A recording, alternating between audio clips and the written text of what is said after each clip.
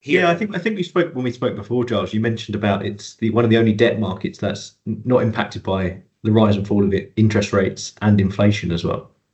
Ben, I love that. And so what's interesting is because for ourselves, we have a large amount of money in direct deals. We also have a large amount of money in passive investments where we use, the Iconics, the Epics of the world, Morgan Stanley, whomever. And so we have hedge fund exposure, and we have bonds, and we have bond funds, but we don't do that ourselves. We do that we pass that off to those guys. And I'll get my statement and I'll call my guy and I'll say, hey, I don't understand this. I've got 8 different types of debt. I've got some direct bonds I own. I've got some hedge funds. I've got some ETFs. Everything's down the same amount. So isn't the definition of diversification that some of these things, when some are down, some are up, and they should not be so heavily correlated to each other? And what I found is it's much easier to do that, to really diversify yourself in that way and to have some negative correlations, less positive correlations in a portfolio.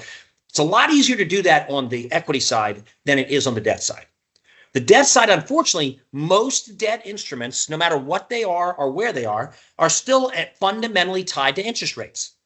So if you get into a rising interest rate environment, they all are going to not maybe necessarily 1-to-1, but they're all going to move in the same direction, negative. And you get into a decreasing interest rate environment, you might do better.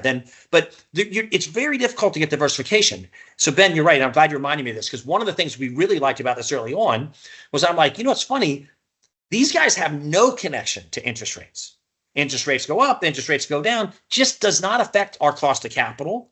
It does not affect what we're doing with the loans, doesn't affect what we buy the loans for. It's just, so I was like, so if you have a portfolio if I'm an investor, larger family office or an investor, and I have different debt instruments, this is a fantastic fit in a debt portfolio because of exactly that.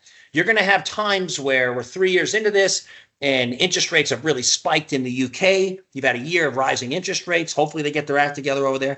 So economically. So you have rising interest rates because things are going well, and you're going to have a lot of your portfolio down. This is going to have moved the exact opposite direction. And so that is one really thing I really like. Well, I like a lot is that, and it's very hard to find. And so, but yes, this definitely is not interest rate sensitive at all, which definitely makes it a really good fit in a portfolio of other types of debt, because it will have very low and even sometimes negative correlations to a lot of your other debt investments, which is actually a positive thing.